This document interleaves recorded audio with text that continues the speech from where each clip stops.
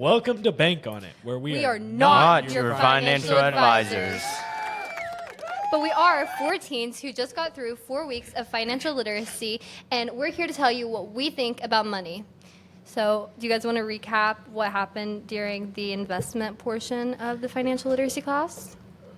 You want me to do it first? Yeah, you can. So, Derek was our instructor, and he taught us about the app called Robinhood, and it's an investing app that lets you invest into many different companies, and you get to pick and choose what companies you want to invest in. Mm-hmm. But the best way to pick which companies to invest in is to see their projected plan for the next 10 years, mm-hmm. for example, and see if they're worth investing in. Who are you and why is investing important to you? I'm Jayton, and I think investing is important because later on in the future, I want to own my own business. And so having that investment will help me grow my business and earn more money that I can put back into that business and grow it even more. What did you learn about investing, and who are you and how can you apply it? Well, I'm Matt, and I want to be a real estate, something in that. But basically, I kind of got more out of the second financial meeting about the credit and all that. Because how credit works, especially with real estate, if you don't, it's for big purchases like houses or cars. Because debit is used for everyday purchases. So in a house, of course, the whole house would be credit, or if you have any big furniture, I guess. And then the debit would kind of be like the silverware or just that small stuff in it. And then there's also savings. So that doesn't really go to houses, but savings can build up for your retirement or if you're going to college. So what did you understand about credit, debit, and savings before the class? I really didn't know much about it. And I really knew nothing about it because I didn't really care too much about everything about money, and I didn't understand how important it really was.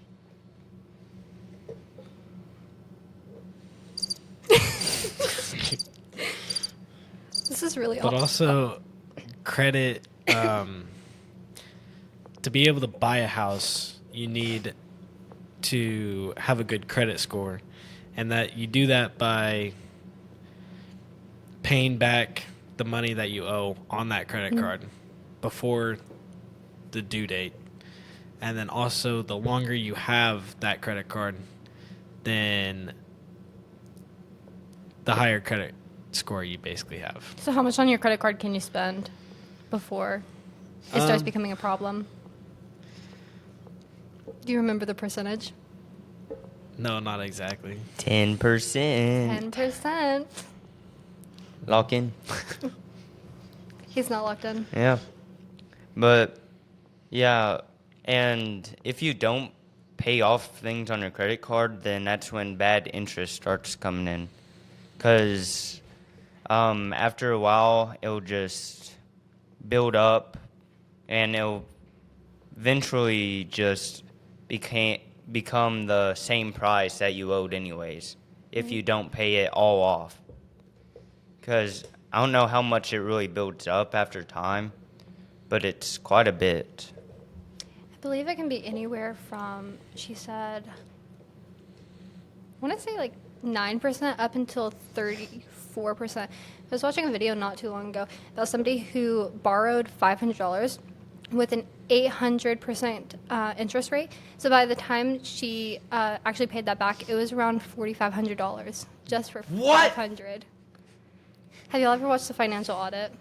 I have not. I haven't. I think we should pull up an episode one day and watch it, because he can either be like the best person or literally attack these people. Because there was this one girl who had to back in with her parents because she didn't understand financial literacy. And he was like, "Why are you buying Chick-fil-A and Uber Eats?" What are you doing? And she was just like, "Because I can." It was her whole personality. I think that's what's wrong with a lot of people. Not that anything is wrong if you don't understand financial literacy, disclaimer, but if you don't understand how to manage your money, you're not going to be financially literate or intelligent. And then you're going to be broke, and your children are going to have to pay your debt at the end of the day. Yeah. That's 'cause why- most debt like gets transferred like after you pass, that debt gets transferred to your children or anybody else that can pay it off, basically. So that debt never really goes away unless somebody pays that off. In Tennessee, I'm pretty sure they don't have that. Like, you can fight it in the court and say, like, I'm not going to pay this debt, unless it's like medical debt. Then if their life insurance policy doesn't cover it, you have to pay that out of pocket, unless you go and fight it and deal with the legal fees and stuff like that. I did not know that. It was a random topic I got into at like 3 in the morning. Fun. All right, if you guys had to take an analogy, something super random, nothing like that we talked about, not the music, not the house, how would you explain investing to somebody? Just an out-of-pocket analogy? I mean, like, it's kind of like a playlist, like credit. Oh gosh. You can't use a playlist because we talked about that in the class. Oh man. Nope, you gotta Oof. pick something Okay. else. Oof. We could still do playlists. I mean, you could. Oh. Yeah. I mean, I think it's like investing is how much trust you have in that thing or someone to be able to grow more and basically pay back what you put into them. So it's like reaping what you sow. Kinda, yeah. There's a story. I don't remember where I heard this. It's probably from Rich Dad Poor Dad. It most likely is. But it's the story of Ed and Bob. So Ed represents employees. So you have this town, and the town is in need of water, right? So Ed is like, okay, I'm going to go get the town water. They're going to pay me. Like, I'm just going to run and get the water and then run it back every day.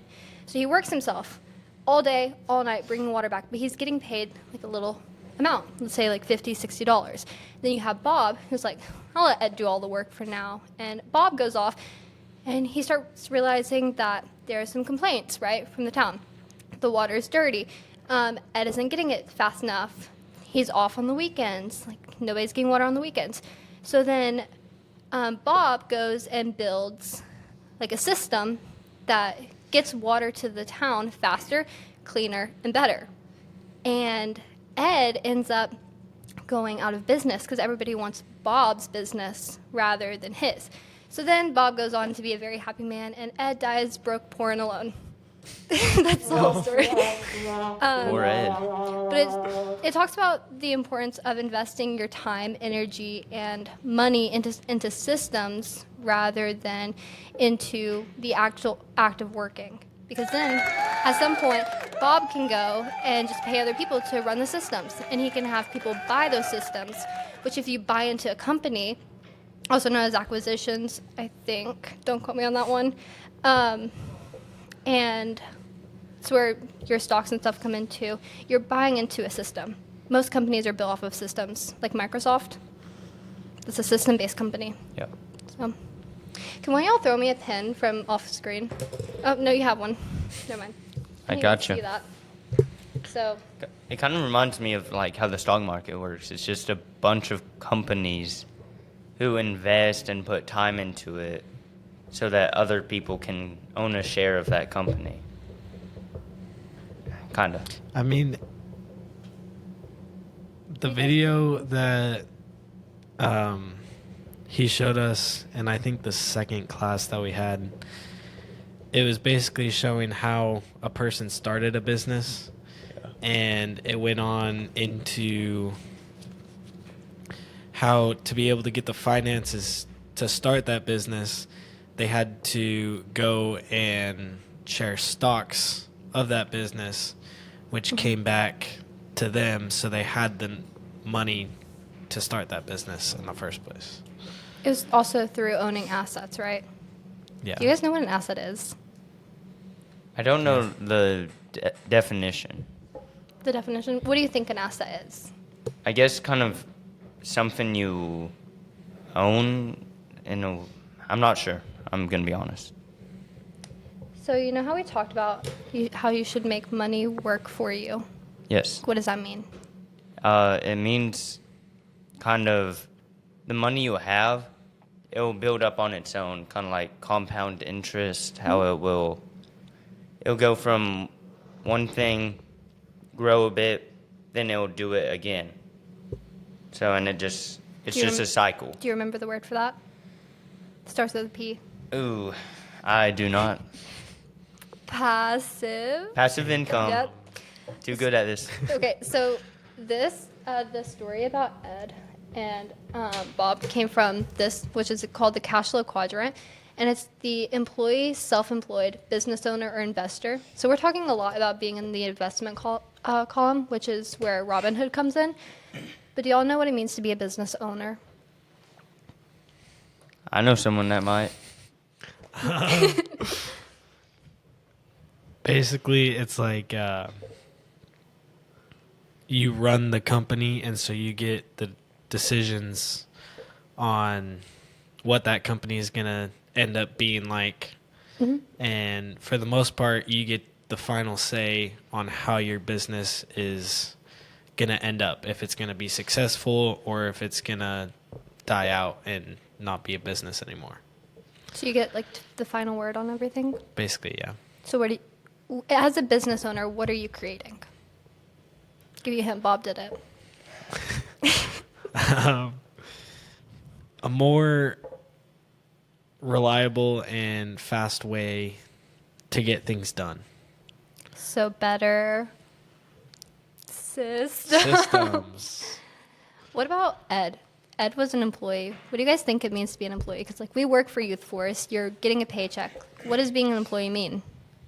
I feel like being an employee should mean that you learn and you get something more out of it than just money. Because, of course, money is everything in this economy. But learning something that will stick with you forever is kind of more important than that. Kind of like what we're doing now, teaching about how to spend your money wisely. What do you currently spend your money on? I'm saving up for a vehicle. What kind of vehicle? A cheap one. Felt that. What do you currently spend your money on that isn't Chick-fil-A? Ooh. Gas. That's really about it. And food. This is really off topic, but the MAPCO down towards Highway 60, the gas was like $2.51 recently, and they jacked it up to $2.89, and I was really mad because I needed gas, and I don't like a gas indicator. So I was really upset about that. I think the gas station down, the Circle K down by the Sonic on water level, it got down to like 230 something. Dang. 238, I think. Not sponsored. Can I get some gas there? I may not have a car, but that's cheap. I mean, you can join their thing and get The loyalty 25 rewards? cents off for the first 5 trips. Only and the then first 10 5? cents. You get 10 cents off after that, though. Fair enough. Anyways, back to topic. Yeah. You were talking about earlier how you want to be a vet and do real estate, right? Yes. So are you talking real estate agent? Like, do you want to sell the houses? No, I want to more kind of rent out the houses to people and I guess after 10 years kind of make a profit on it. Well, would you consider yourself an Ed or a Bob today? I want to be like Bob. Be like Bob? Yep. I'm Bob. He puts his time, effort, and everything into it. How about you? Who do you think you are? I don't know. I think being a Bob is great, but I would rather stay in the investor column. I feel like I could make more money, be the new Warren Buffett, female version, because women are better in everything. Whatever you say. Yeah. Anyway, that's what we have today for Bank on It. If you like this episode, please like and subscribe and share this with a couple of your friends so you can be as financially intelligent as us. Thank you. Yep.